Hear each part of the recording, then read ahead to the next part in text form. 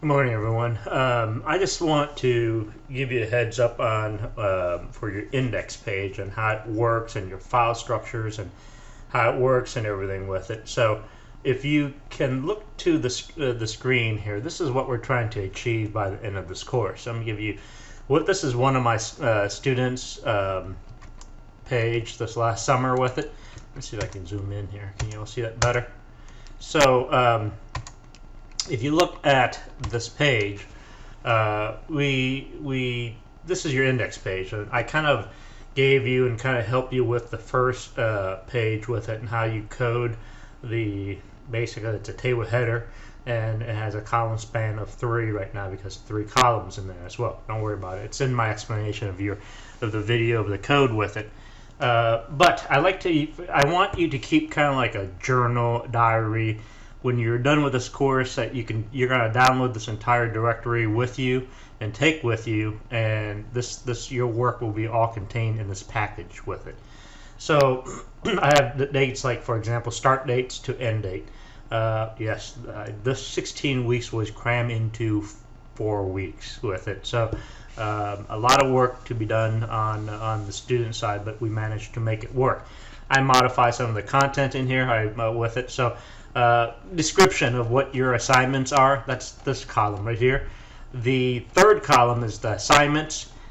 You would put all the hyperlinks on here. For example, class exercise number 1, this person, this is just a hello world, which you have done. There's a back page, back to your index page. Every one of these pages have a link back to the index page, and as you can see, they go and they're building blocks with it, and they come back to this index page. Now, I want to show you something. I'm going to pause the video for a moment. I'm going to share with you the code of this index page right now with it, on mainly the file structure I want you to look at, okay?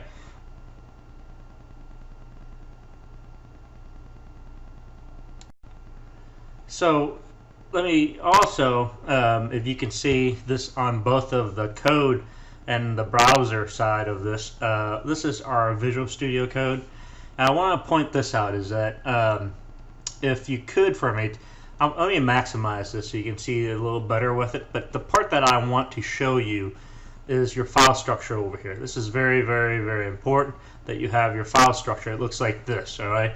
Now, it doesn't have to look like this. I'm going to just delete this particular folder out of this right now with it. So it looks like this.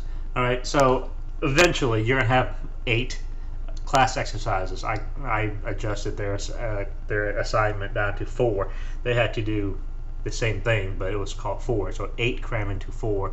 Basically, they had, because it's a 4 weeks class with it, they did the same amount of work you did, but down to 4 weeks with it. So I double up on everything in there at class exercise.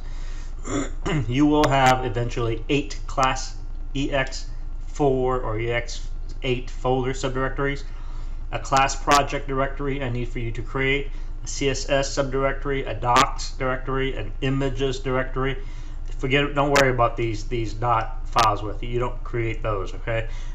We did GitHub over the summer. Don't worry about it. And the only file I want you to be floating out here is the index. Let me repeat. The index.html is the only file, all right, which is this piece right here. You understand what I'm talking about? So, as you can see, let me maximize this. This is eventually what you're going to be doing. Again, data, and these are all columns that we talked about with it. And if you notice here, this is the table header, the 3 column settings with this. So let me just walk you through here since I have this on the screen with it. So again, this is the welcome home page, and this is this person's name with it. I'm using an example with it. But the table border, this is a border of 1. And the cell padding and cell spacing and all that stuff with it. Let me see if I can drop this resolution down with it. Can you see that better? How's that? Sorry, I just have to get everything onto the screen here with it. So let me just browse through this just really quick for you, okay? So this is the properties of the table. There's a beginning tag and ending tag. Each one of these tags, each one inside of this is a table row, table row, table row, table row. And in this table row, there is a table header. And in this table header, you have a column span of 3. Why? 1, 2, 3. This is your table row with 3 columns spread across with it. All right. Excuse me. So this kind of gives you reflecting what this is with it. Now, this is very important. You need to install this particular plugin I would like for you to go in. So if you click on the extension, this extension right here, you see this?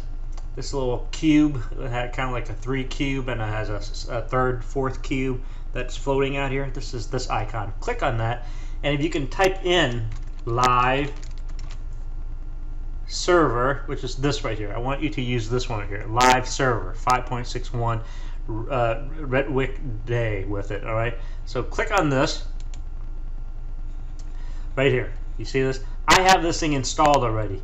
I need for you to install this. I need for you to install this. All right, live server by Redwick Day. All right, so install that. I have it already. I'm not going to click on uninstall and reinstall it. There's no need. But yours should have an install feature on here. Can you click on that? It takes milliseconds to download, install, and you're all done.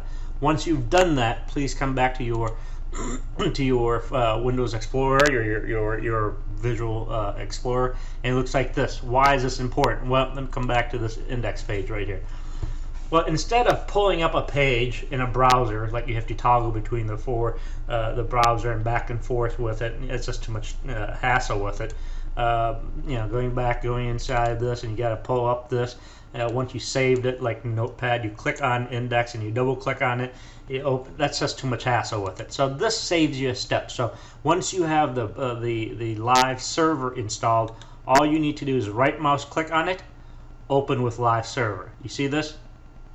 And this will open in your default browser. All right. I recommend you for this browser for all the things that you use. I use Firefox with it. I will not use Chrome. It works, but I'll tell you, there's some things in Chrome.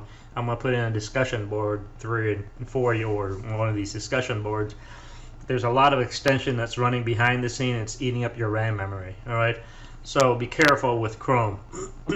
Edge is the other one that if you want to use, that's fine. Nothing works with Edge anyway. So, but the one that in the past, if I'm learning to develop web pages, Firefox is your safety net that you can count on. It works most of the time. Okay, so if I was going to open up this page right here in live server, it looks like this. It just reloaded that page. Did you see how fast that reloaded with it? So it just reloads this code onto this browser right here. Okay, I want to stop right here, but I want to give you a big picture. By the end of this course, this is what you are going to have. You will actually have, and one of the things I want to point out is, if you look at the URL of the live browser, it gives you an IP address of 127.0.0.1, which is called a loopback IP address, meaning you are on your local server. You are running this as a live server on a developer server. That's your workstation. Default to the file name is index. All right. You are not on the server. You are not on the server. All right. So just want to give you, this is the URL of your local drive. 127.0.0.1 is called a local server host. All right. You're hosting this in your computer. All right. I'm going to stop right here. This concludes the prep before we move forward. Okay. Thank you.